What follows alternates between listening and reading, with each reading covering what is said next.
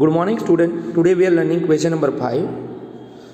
So first of all, understand this question. So what is in the question? Question में क्या है पहले समझ लो.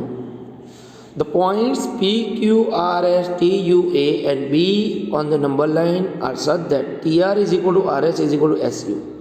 So T to R, R to S and S to U ये सब distance equal है. As it is, opposite side AP, PB, AP, QB and P Q ये भी इक्वल है. So represented by P Q R S. P Q R S कौन से point represented करेंगे वो हमको फाइंड करना है. So see in the number line very well. तो यहाँ पे आप देखो, पहले हम बात कर रहे हैं ए बी पी क्यू की. तो पहले सब स्टूडेंट यहाँ कॉन्सेंट्रेट करें. सो 2 और 3 के बीच में टोटल लाइन कितनी है? 2 और 3 के बीच में ऐसे टोटल गिनेंगे तो 1 2 3 एंड 4 3 पार्ट है इसके. सो 1 2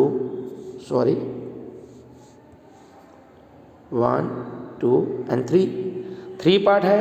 सो डिवाइड बाय क्या आने वाला है नीचे 3. जैसे यस्टरडे मैंने नंबर लाइन में आपको समझाया डिवाइड बाय 3.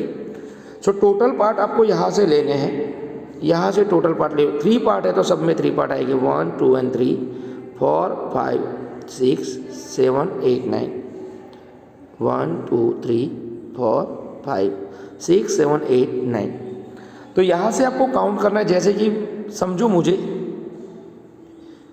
ए नंबर को लेना है तो मैं यहाँ से काउंट करूँगा 0 देन 1 2 3 4 5 6.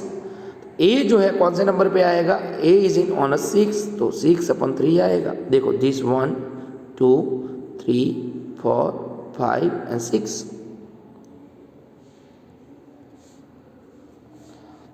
तो आपको यहाँ से देखना है फर्स्ट नंबर है, सेकंड, ये थर्ड, ये फोर्थ, ये 5 और ए जो आ रहा है 6 नंबर पे आ रहा है. ए की वैल्यू क्या आएगी? 6/3. देन पी उसके बाजू में ही है. सो 6 के बाद आएगा 7/3. So P is equal to 7/3. As it is Q उसके बाजू में है तो क्यू क्या आएगा? 8/3 और बी उसके बाजू में है मीन्स 9/3. 9/3 मतलब 3 3 9 तो 3 पे बी आएगा. 6/3 मीन्स 3 2 6 तो 2 पे ए आएगा. तो P और Q की वैल्यू होगी 7/3 and 8/3. As it is left side भी हम जाएंगे तो कितने यहाँ पे लेने हैं पोर्शन? 2 पोर्शन. तो यहाँ से काउंट करो दिस 1 2 3. सो T जो है हमारा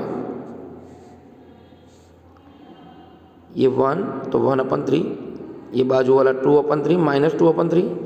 एक थर्ड वाला जो होगा -3/3.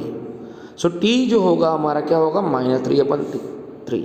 देन उसके बाजू में आर जो है तो आर क्या आएगा? उसके बाजू में -4/3. एज इट इज एस आएगा -5/3. यू होगा -6/3. Clear this one. तो हमको 0 से वो काउंट करना है.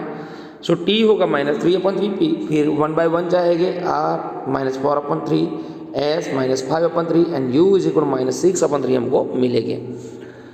सो ऐसे आपको ये सब आंसर लिखने हैं. That's the rational numbers represented P Q R and S. तो हमको पी क्यू आर एस के ही फाइंड करने थे. तो 7/3 8/3, आर के -4/3 एंड एस के -5/3 रिस्पेक्टिवली मतलब क्रमानुसार ये 4 उसके आंसर हमको मिल गए. So understand this. Then question number 6. So in the question number 6, which of the following pairs represent the same rational number? कौन से रेशनल नंबर सेम है? तो उसके लिए हमको इसका सिंप्लीफिकेशन करना पड़ेगा, इसके फैक्टर फाइंड करने पड़ेंगे, कॉमन फैक्टर को कट करना पड़ेगा. सो सी इन दिस -7/21 एंड 3/9. तो -7/21 का जब हम सिंप्लीफिकेशन करेंगे तो 7 3 21 तो ये आंसर क्या मिलेगा? -1/3.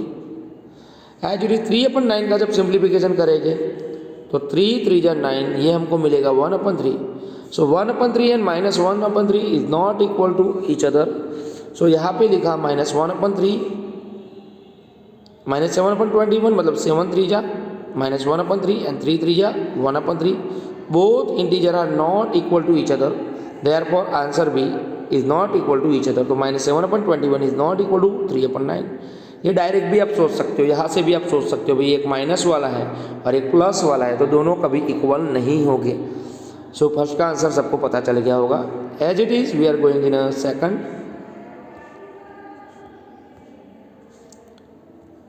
सो -16/20 एंड 20/-25। तो -16 तो कैसे फैक्टर कट हो गए, 4 जा एंड 4 जा। तो मैं इसमें आपको थोड़ा डिटेल में समझा रहा हूँ। 16 मतलब -4 जा और 20 मतलब 4 जा। सो 4 कट होगा। So we have -4/5। क्या मिलेगा, -4/5।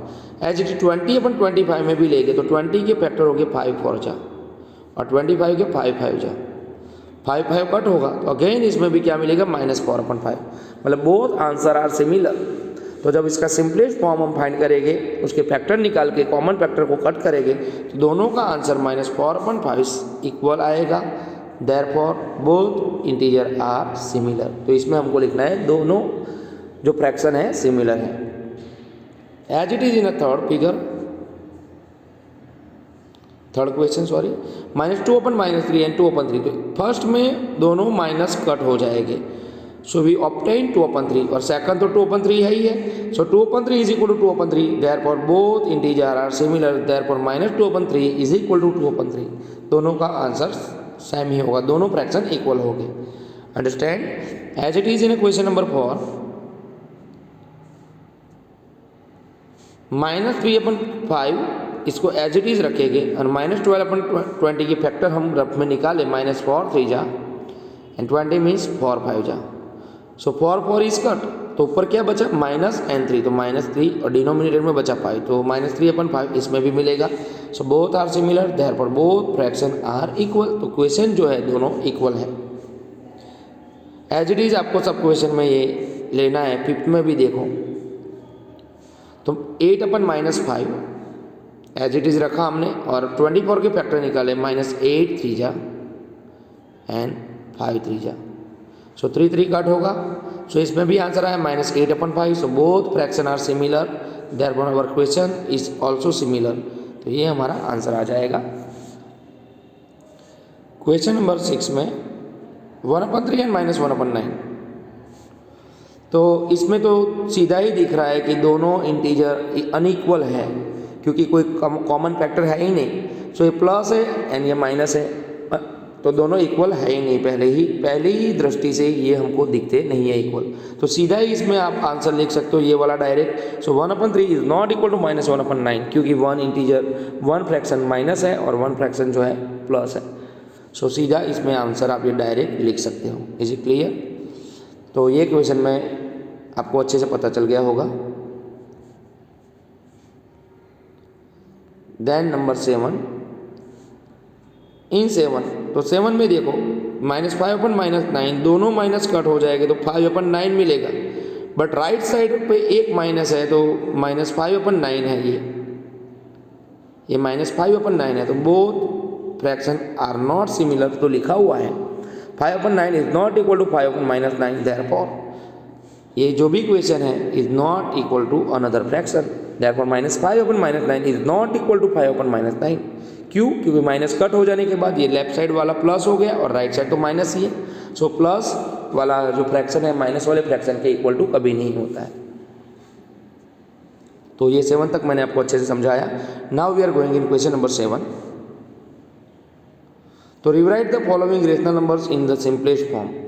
सिंपलेस्ट फॉर्म में हमको फाइंड करना है। सो इसके दो मेथड हैं, डिवाइड करके भी जा सकते हो या तो फैक्टर निकाल के भी जा सकते हो। सो डिवाइड में क्या है, कॉमन फैक्टर से डिवाइड करेंगे तो ऐसे आपको आंसर मिलेगा -4/3। या तो आप ऐसे भी कर सकते हो -8/6 मीन्स 2 2 जा 4 2 जा 8 एंड 6 मीन्स 2 3 जा 6। सो 2 कट हो जाएगा। सो आंसर मिलेगा -4/3। तो इसका सिंपलेस्ट फॉर्म आ गया। एज इट इज सेकंड में 25/45 के फैक्टर निकालेंगे। 5 5 जा 25 तो आप ये वाली मेथड ही लिखना 5 5 जा 25 एंड 9 5 जा 45। 5 5 कट तो what is our answer, 5/9 is our answer. Is it okay. Common factor आपको डिवाइड माइनस कट करने हैं। As it is in this question -44 अपन 72। सो -44 मतलब -11 4 जा 44 और 18 4 जा 72, 18 4 जा 72। तो 4 4 is cut, then our answer is -11/18, 11/18 minus हमारा आंसर हो जाएगा। As it is in question number 4, -8/10 है, तो इसमें क्या लिख सकते हो आप, -4 2 जा 8 एंड 5 2 जा 10, 2 2 इज कट, तो what is our answer, -4/5 is our answer. See this. तो मैंने जो मेथड कराई वो मेथड से आप गिनना, अगर ये मेथड आपको समझ में ना आए डिवाइड वाली, तो मैंने फैक्टराइजेशन मेथड से आपको ये एग्जाम्पल सिखाया। सो स्टूडेंट्स, आपको क्वेश्चन नंबर 7 तक आपको कंप्लीट करना है अपनी नोटबुक में। तो ये आप स्क्रीनशॉट लेके भी आप गिन सकते हो, जब भी मैं आपको समझाऊँ इसके कॉमन फैक्टर निकाल के उसको कट करना है। और यहाँ भी 7 तक मैंने आपको समझाया। Question number 8 we will discuss tomorrow. Thank you.